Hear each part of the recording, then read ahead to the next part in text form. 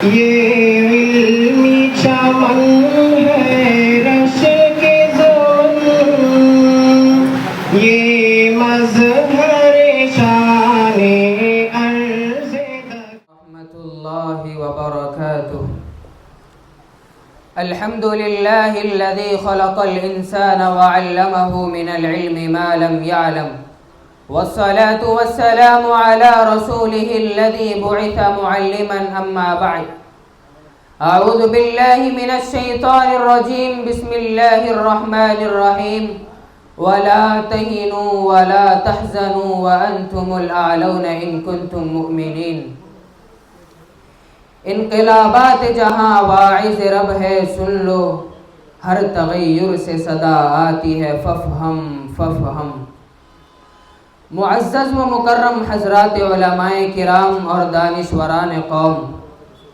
ہر صاحب بصیرت پر یہ بات آیا ہے کہ اس وقت ساری دنیا مسلمانوں کے خون کی پیاسی بنی ہوئی ہے، بالخصوص ہمارا وطن عزیز ہندوستان جو کئی تہذیبوں کا سنگم ہے، جمہوریت کا آئینہ دار ہے، جہاں ایک زمانے میں تمام باشندے شیر و شگر کی طرح رہا کرتے تھے،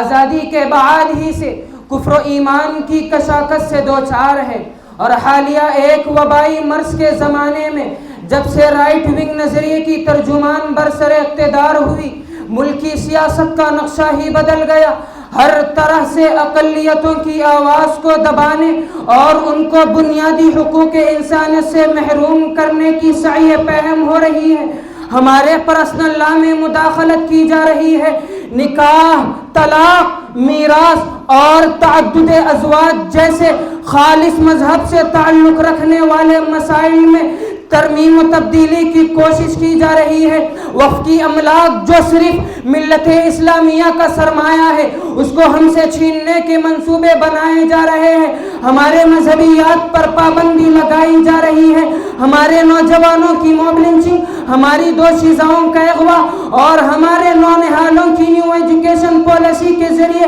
برین واشنگ کی جا رہی ہے، اسی پر مستضعف، متشدد و متعصب ہندوؤں کے نفرت آمیز بیانات ملک سے اسلام اور مسلمانوں کو ختم کرنے کی دھمکیاں، ہندو راشٹر کے منصوبے، سول کوڈ کی تنفیذ، اسلامک لا پر پابندی، مندروں کی تلاش میں مساجد کا انہدام، مسلم مقابر و املاک پر ناجائز قبضے، مدارس کے تئیں جہری قوانین، ہزار سالہ اسلامی تاریخ کو مسخ کرنے کی کوششیں، اسلامی تاریخ سے وابستہ شہروں اور ناموں کی تبدیلی، بہانے سے مسلمانوں کے گھروں پر بلڈوزر چلانا گویا مظالم کی ایک داستان ہے جو ختم ہونے کو نہیں۔ ایسا لگتا ہے کہ آج سرزمین ہند اپنی تمام تر کشادیوں کے باوجود ہم مسلمانوں کے حق میں ضاقت علیہم الارض بما رحبت کا منظرنامہ بنی ہوئی ہے۔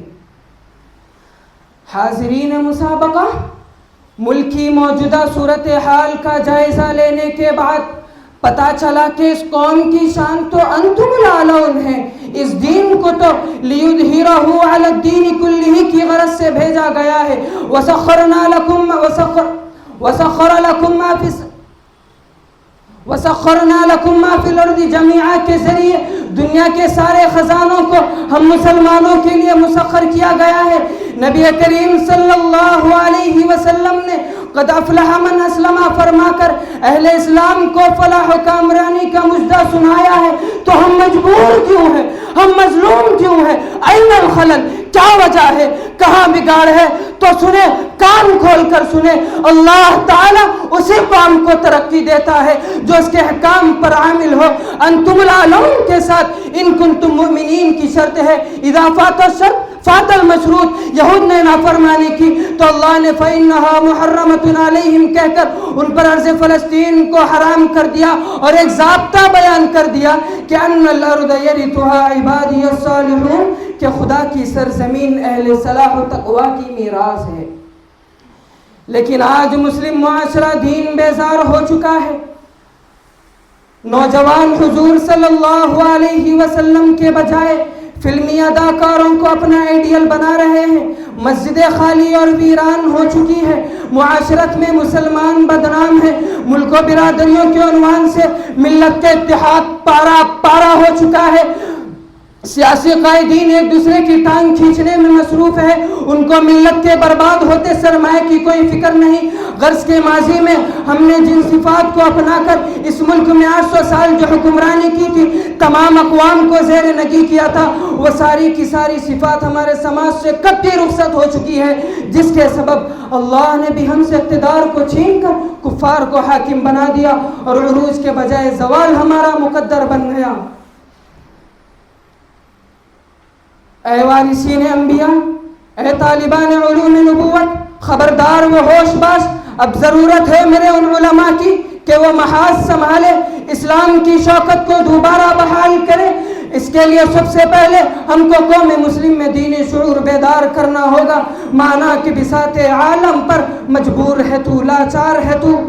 باطل کے عساکر کے آگے ایک ٹوٹی ہوئی تلوار ہے تو، آباد ہے وہ برباد ہے تو، زردار ہے وہ نادار ہے تو، وہ روح زمین کے مالک ہے اور دوش زمین پہ بار ہے تو، لیکن یہ جہاں سب تیرا ہے، تاریخ سلب دہراتا چل، اسلام عمل کے پربت پر ایمان کا نغمہ گاتا چل، وما علینا الا البلاغ۔